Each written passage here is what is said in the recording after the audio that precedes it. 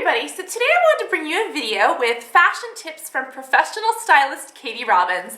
And she is an amazing stylist. She works with Bloomingdale's and Saks Fifth Avenue and a bunch of those, places who supply her wardrobe options. And she has an amazing portfolio ranging from everything from Good Housekeeping to major mainstream magazines, fashion, editorial, you name it. I had the most amazing chance to work with Katy and a bunch of other wonderful staff members when I was at a super secret photo shoot that you guys are going to know about as soon as I'm allowed to release details. I wish I could spill the beans to you now, but they don't want me to do that. But check the blog and Twitter if you guys want little updates. Super secret. But I had the amazing chance to work with her, and I thought that I would ask her a couple questions concerning spring and summer style for this year, and kind of let you guys know what's in, what she likes, what she doesn't like, and what her professional tips are. So first, I asked the three main things that she would recommend for fashion. The first one she said is dress for yourself, not for a trend. For instance, all of these huge patterns and prints are so in for this season, but they don't look good on you. She says skip them. Do what looks good on you and what's right for you. Completely reject a trend if it doesn't work for you.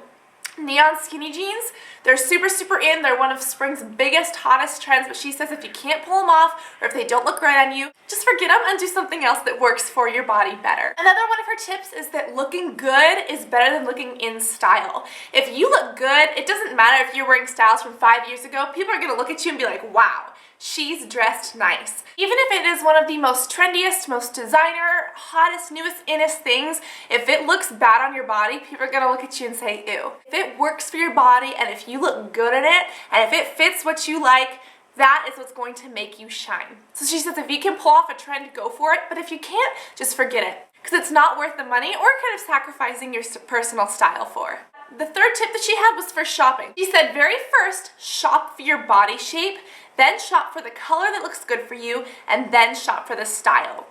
Basically what that means is that when you go to the store, don't just pick stuff off the racks, pick something that's going to fit your body right. What do you want to accent about your body? What do you want to hide? What do you want to accentuate? Make sure that you focus on that and what looks good for you. If you can't pull off the boyfriend blazer, avoid those cuts. If you look better in skinny jeans than you do bootcut jeans, stick with what looks right on you. Second, she says go for the color. Make sure that, people do have colors that look better or worse on them. For instance, I really don't like the color pink on me. Thank goodness I'm not a big fan of pink anyways, but I just don't like it. Also, yellow doesn't really look that great on me.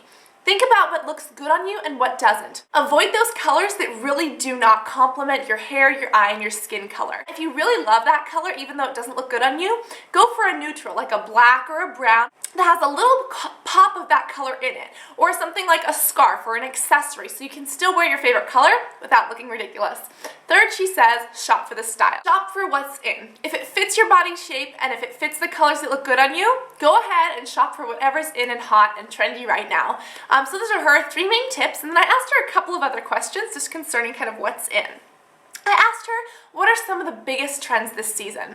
She said the first one is the little white dress. Now, the little white dress is almost completely replacing the little black dress. A lot of people don't like the little white dress just because sometimes it's not as forgiving as a black dress.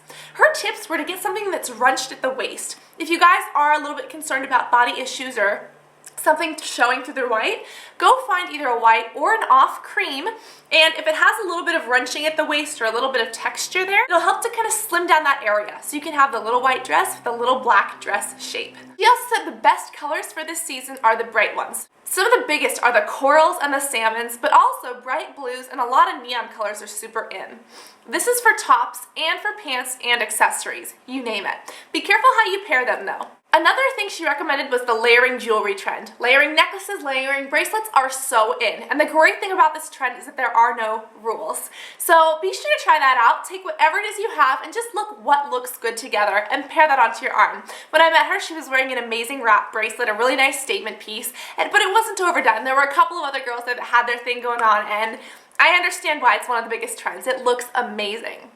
So those are some of the three tips she recommends, and then she had a couple of suggestions for using color. A lot of people are kind of scared to use color just because it is so bright and vibrant, but she says use color to warm up black. Black is such a dark color for this spring, but you can use a warm color either as accessories, accents, or even put a shirt over a little black dress or over a skirt or something and really incorporate a big pop of that color. If you want to do a pop either on the bottom or the top, you could do nude accessories, or you could stick with something like a little black 50s dress, which is really in the season, the 50s cut. Use a little black 50s dress and just do amazing, bright, floral, out there accessories. Another thing that she said is that color blocking is not necessary, but if you wanted to try it, to use a lighter color on the top and a darker color on the bottom. You could use a light blue on top and a dark blue like jeans on the bottom, or do something like complementary colors. A light golden or yellow textured shirt on top with really dark, plummy, skinny jeans. And if you follow the color wheel, it is a little bit easier to coordinate that way. Same with like blues and oranges. If you wanted to do like a really nice textured bright orange shirt, and then really kind of dark blue, maybe navy skinny jeans would look really cute. Make sure that you accessorize accordingly. You can always throw in some really nice neon accessories, which are super in, or you could just stick with something classic. The last things that she had were her anti-favorites, the trends that she does not like. The first one was the colored skinny jeans. She says that unless you have the right shape for them, they are very hard to pull off. Skinny jeans are very unforgiving. Especially the colored ones, because the colored ones show all of the bumps and things like that. She says if you aren't comfortable wearing them and if they don't fit you right, don't wear them, don't get them. Now, if they are your size, if they fit well, and if you can move around in them comfortably and they look good, go for it. She says petites usually have the easiest time with them, but just to kind of shop around for what works for you.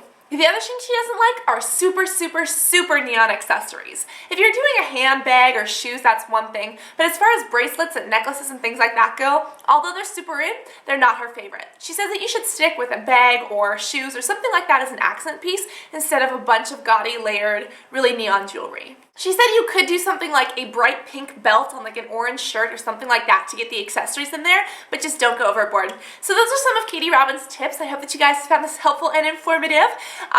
Hopefully I can learn some style from her because she has kind of an amazing eye for fashion and a palette and things like that. So it was my absolute pleasure to work with her and everyone else, and I'll bring you updates as soon as I can. So if you guys have questions about style, feel free to post in the comments and share with other people if you guys have an answer to their questions. And I'll also link Katy Robbins' website in case you want to see some of the amazing work for men and women that she's done. So I love you guys so much, and I'll talk to you on the next video. Love you guys. Bye.